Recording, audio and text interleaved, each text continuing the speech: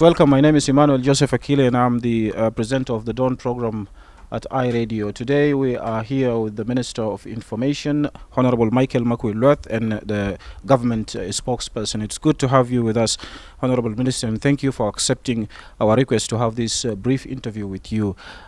First of all, Honorable Minister, we just want to have an assessment on the current status of the implementation of the revitalized peace agreement from your side as the government spokesperson. Where are we from the peace agreement? Well, thank you very much, iRadio, and for giving me this opportunity to clarify to the people of South Sudan some of the issues that are being faced by the implementation of the agreement. Well, of course, your question is about if we are to evaluate the implementation of the agreement. In general, it is moving well, except in Chapter 2. And for Chapter 1, I think it will be completed this week, because we have already finished with the Council of States, we have finished with the National Legislative Assembly. We are only waiting for the state parliaments, waiting for the governors of the states to submit in the list of their representatives in accordance with the provisions of the agreement. So that is where we are. As for Chapter 2, this is where we have a problem. In Chapter 2, there are so many obstacles. People are all the time saying, well, why is the government not implementing the agreement? Implementation of Chapter 2 is not that easy. It is not that easy because there are so many obstacles that have been laid down even by the international community. The UN, for example, has passed an arms embargo on South Sudan. And when the opposition forces went for training, the JDB did not follow the mechanism which was set for the recruitment. The JDB is supposed to set up training centers, and not training assembly areas, which we call the cantonment sites. And in the cantonment site, you cannot be allowed to enter a cantonment unless you go in with a rifle, with your own rifle, to prove that you are a combatant. Of course, it's not meant for everybody. It's meant for those who have been fighting physically. So if you were fighting physically, then you must come with your rifle. It is after that you are now accommodated, your rifle is taken, put in the store, you are registered. And then screened before going for training.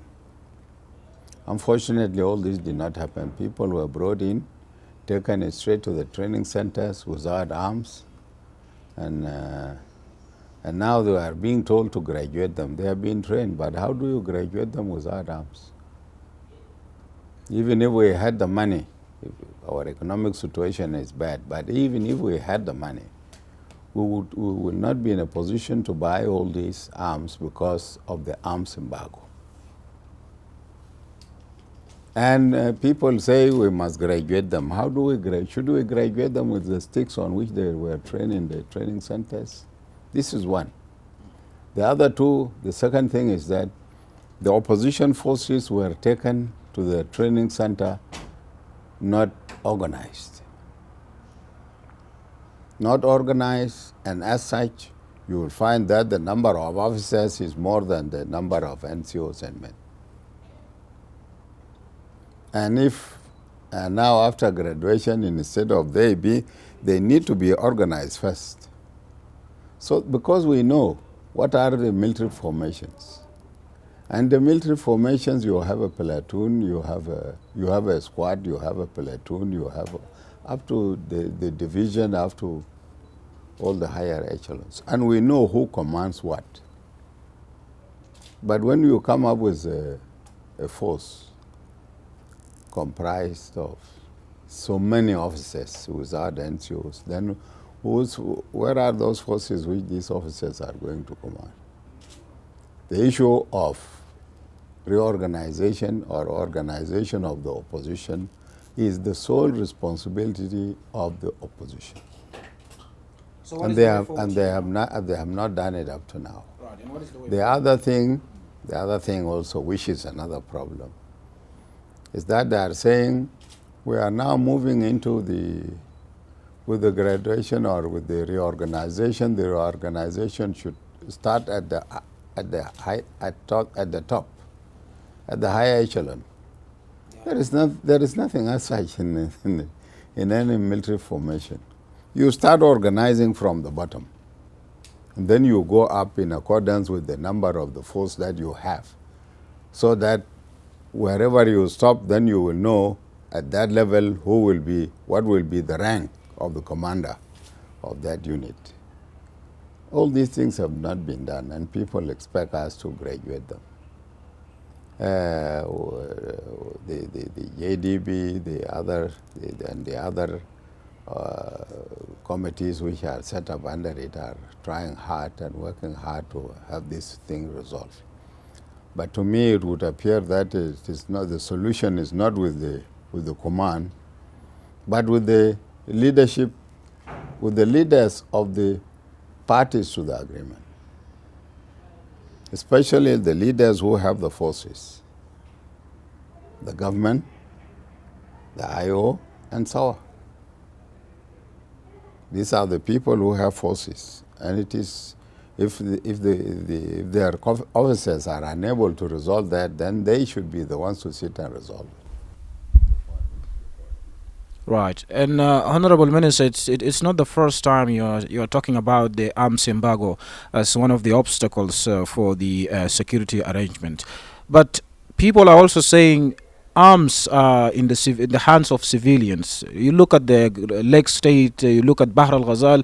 In these regions, armed civilians have been fighting, have been killing each other using these firearms. Why don't you disarm them and use those firearms for the security arrangement purpose? That is the process, and if you want us to arm them by disarming people, disarmament by itself is a process.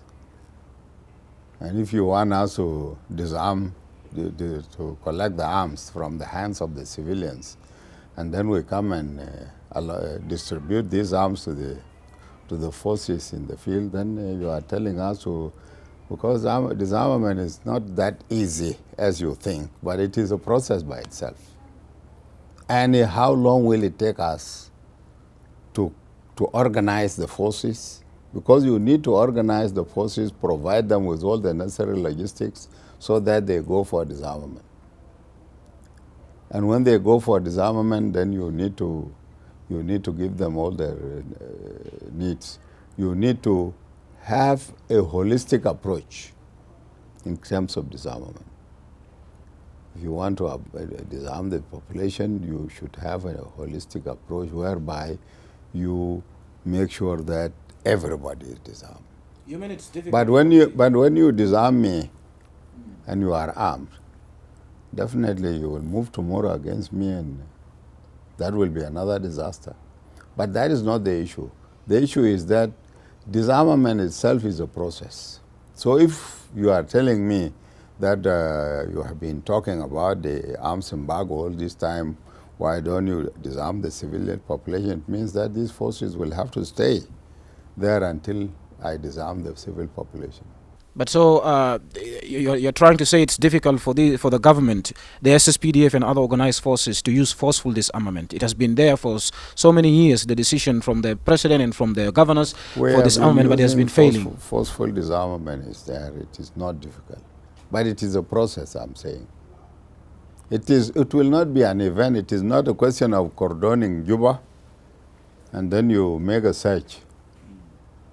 It is different from disarmament of the civil population. So it is a process. It is not an event that will be done within a day and night. Right. So, Honorable Minister, we do understand that Chapter 2 of the Revitalized Peace Agreement is actually the backbone of the success of this agreement. But then you've mentioned some of the challenges. And we are also receiving reports of soldiers deserting the centers, the cantonment sites, and the assembling areas due to lack of logistical support, including essential needs, food, water, shelter, medicine, among many others. Recently, in Rajaf Training Center, about 50 women gave birth inside the training center. So, all these challenges, coupled with the current economic situation, what, from your view as the government spokesperson, what is the way forward, really, to ensure that these soldiers are graduated? Because they have been speaking to us that they are tired of waiting inside the training. Yes, they could be tired of waiting. But this is a mistake which was done by their leadership. In fact, most of these are from the opposition. And even these women who have delivered, how did they go to the training center first in the first place? Meanwhile, they are pregnant. A pregnant woman is not supposed to go for a training center. And now they have delivered in the training center. Who took them there in the first place? These are some of the irregularities that followed the recruitment. You cannot recruit a pregnant woman and take her for training take her to the training center. And as such, these are some of the irregularities. And such women are not supposed to be sent for training. They should have been allowed to stay until they deliver and lactate their children, and after that they come for training. This is what usually happens. But these people were rushed to the I don't know. And if they have delivered, then definitely that is their problem.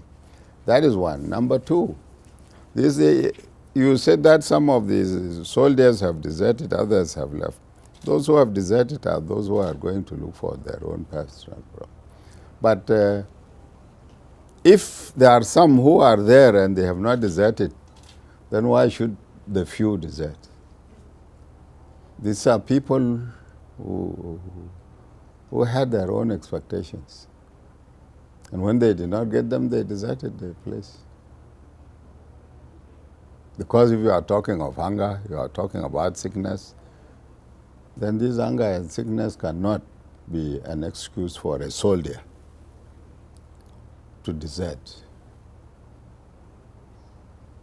Because they have not all deserted. It means that there are some who are there. This is even part of this is part of training even. How to persevere is part of the training. So, Honorable Minister, you're saying because the challenges they are facing is because of the failure or the problems or mistakes of their leadership. What mistake are you talking about here from the leadership? Probably the IO. Well, I'm saying that in the first place, they took in their forces disorganized. They were not even tested, and this is why 50 women have delivered in the training center. They are not organized in accordance with our formations. They went in without arms, and they went in without even a medical checkup, medical testing. If they were to go for medical testing, these women would have been identified and disqualified. But unfortunately, they were just rushed in, and this is why we are now unable to graduate them. If those people were to deliver their arms in the stores and then they go for training, we would have just brought out their old arms and we give them to them. The agreement says all these arms that go for training, that are collected from the rebels, should be handed over. The JDB should decide what to do with these arms. Probably destroy them or do whatever they want with it. So originally the agreement is very clear. It says after training, then we give them new arms.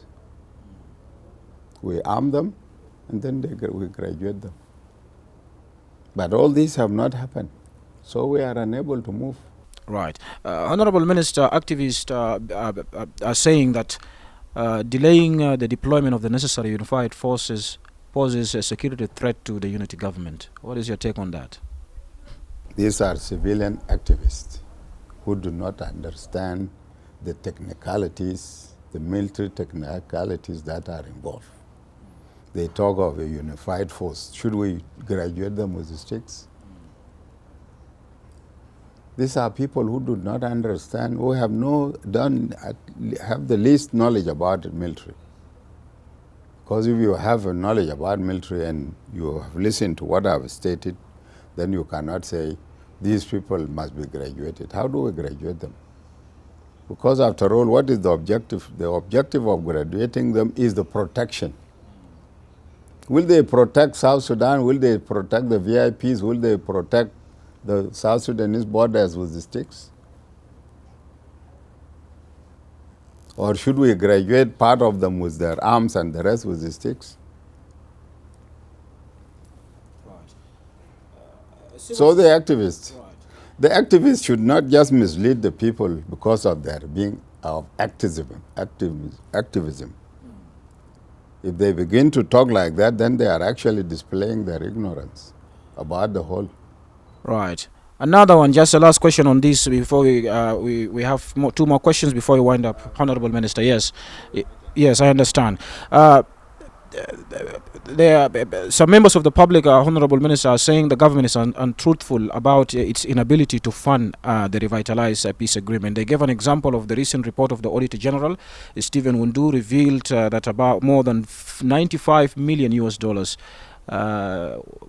the money was actually wired or channeled to individual pockets or institutions from the oil revenue meant for the 2% and the 3% from the communities, meaning that the government has money, but yet the government is claiming that it has no money to fund the revitalized peace agreement implementation. As the government official spokesperson, what is your take on this? Yeah.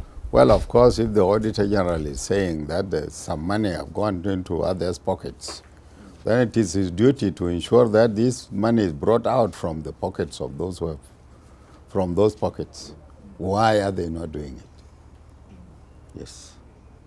So it's not enough that the Auditor General writes, audit my accounts, and when they find that I have pocketed some of the money, I'm just left, it's reported, and I'm left there. This money is supposed to be brought out from my pocket because these public funds. What have they done about it? So the government has no money, but the little we have is what we are trying to work with. And if the Auditor General found that it has been pocketed, it is his duty to bring it out from those pockets. What did he do about them? Because he is not supposed to audit the accounts only and keep and end up there. He's supposed to open cases and prosecute. What did he do? Is it supposed to be his role or the Anti-Corruption Commission or other institutions? It is the role of the Auditor General. The anti-corruption has its own mission of investigating reports of corruption. And even the anti-corruption will even involve the Auditor General to audit the accounts. So there is nowhere where the Auditor General is not there. If there is a report by if the anti-corruption has detected any corrupt practices, then they will call the Auditor General to come and audit the accounts.